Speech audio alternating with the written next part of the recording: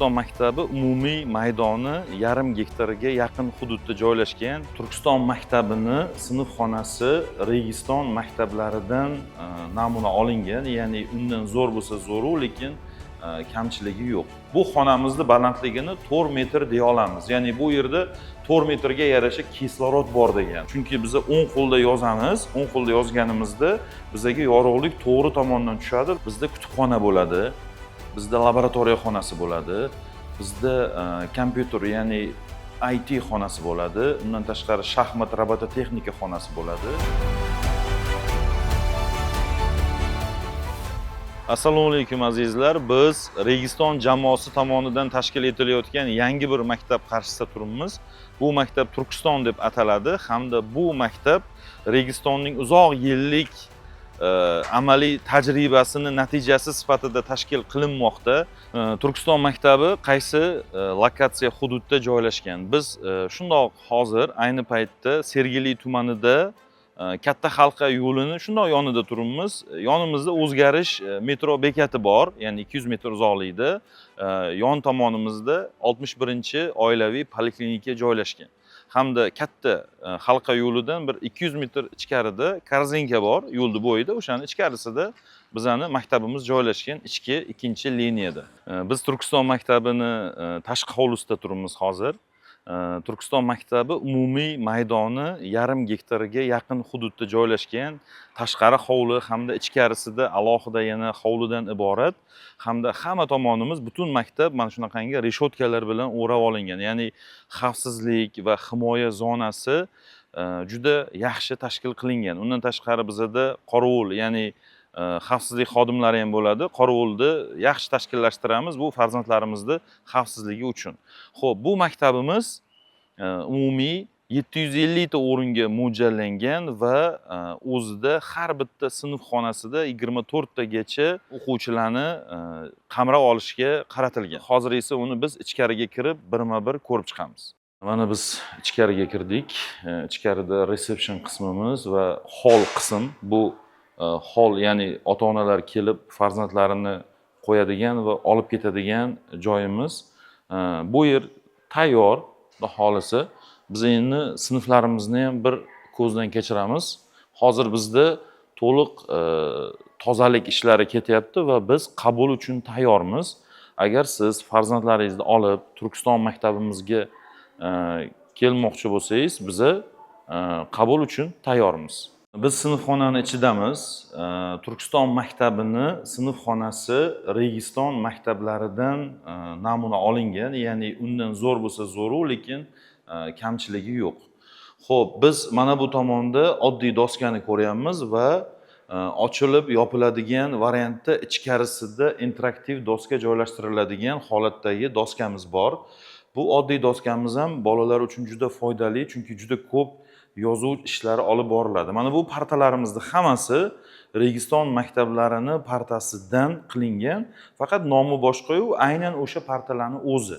Bu sinf 0-sinf deyiladi, ya'ni bu 6 yoshli bolalar uchun mo'ljallangan sinf. Bu partalari ham, stullari ham shunga mos qilingan. Xo'sh, mana bu joyda bolajonlarni kiyimlarini qo'yadigan alohida shkaf, mana bunaqa 3 ta ko'zlik, bu tomonda 3 ta ko'zlik, ya'ni 6 ta mana shunaqangi yacheykali, bu yerda 24 ta o'quvchigacha oladigan bo'lsak, ularning kiyimlarini joylashtirish mumkin.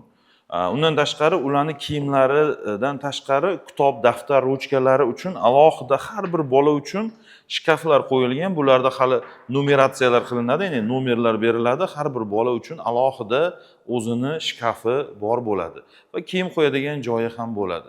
Xullas, mana shunaqangi sinfxonamiz. Sinfxonaning umumiy maydoni 50 kvadratcha chiqadi, ya'ni bu har bir bola uchun 2 kvadratdan ko'proq maydonni tashkil qiladi va standartlarga to'liq javob beradi. Bu yorug'likni, tabiiy yorug'likni qanchalik katta mana derazalardan iboratligini, ichkariga bemalol yorug'likni o'tkazishi va mana shu sinfxonani mana balandligini agar e'tibor bersanglar, mana bu bizani patologni, mana bunaqa grilyata patologini tanlashimizning ham sababi bu yerdan tepadan pastdan havo o'tadi va bu balandligini nima deymiz, amalda pasaytirmaydi. Ya'ni amalda pasaytirmaydi deganim, agar buni biz grillyat emas, agar biz gipsokarton bilan yopib qo'yganimizda edi, bu degani mana shu balandlikda patolog tugardi. Bu grillyata esa tepa bilan pastdan bemalol havoni o'tkazadi va agar e'tibor berayotgan bo'lsangiz, bu balandlik 4 metr tashkil qiladi va bizni bu xonamizni balandligini 4 metr deya olamiz. Ya'ni bu yerda 4 metrga yarasha kislorod bor degani. Ya'ni o'qish uchun yorug'lik, havo, ya'ni kislorod juda muhim hisoblanadi. Ya'ni yorug'likni mana bu biz hozir turgan joyimizda bolajonlarimiz uchun chap tomondan yorug'lik tushadi.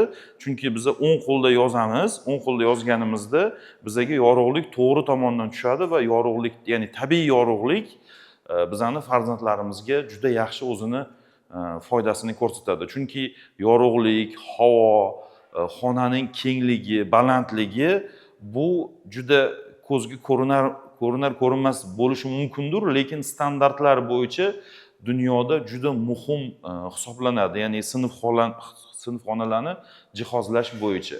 Bundan avvalgi lavhada biza nolovoy, ya'ni 6 yoshli bolalarning sinfini ko'rsatgan bo'lsak, mana bu boshlang'ich sinf, ya'ni 1-sinfdan 4-sinfgacha o'quvchilarning xonasi hisoblanadi. Hali bu xonada juda ko'p jihozlash ishlari olib borilyapti hozirgi kunda. Ya'ni mana bu joyda kuller turishi, rakvina bo'lishi, butun naqamizda esa sinfxonamizda kerakli kartinalar deymiz, ya'ni plakatlar deymizmi, o'sha kerakli ko'rgazmali qurollar hali qo'yiladi. Xudo xolasa yana biz bir hafta 10 kundan keyin bu xonalarning hammasini qaytadan ko'rib chiqamiz. Nimaga deyapman? Chunki bizda kutubxona bo'ladi, bizda laboratoriya xonasi bo'ladi, bizda kompyuter, ya'ni IT xonasi bo'ladi, undan tashqari shaxmat robototexnika xonasi bo'ladi, kutubxona bo'ladi va butun bir maktabimiz uchun kerakli bo'ladigan jamiki hamma narsani mana shu joyda jamlaganmiz va Xudo xolasa 10 kundan keyingi obzorimizda biz ularni hammasini birma-bir sizga yetkazamiz. Biz maktabimizni juda ham kam qismini yoritdik. Siz imkon topib, vaqt topib kelib maktabimizni o'z ko'zingiz bilan ko'rishingiz va qabulga yozilishingiz mumkin. Chunki farzandga tikilgan, ya'ni bilimga tikilgan investitsiya eng yaxshi investitsiyadir.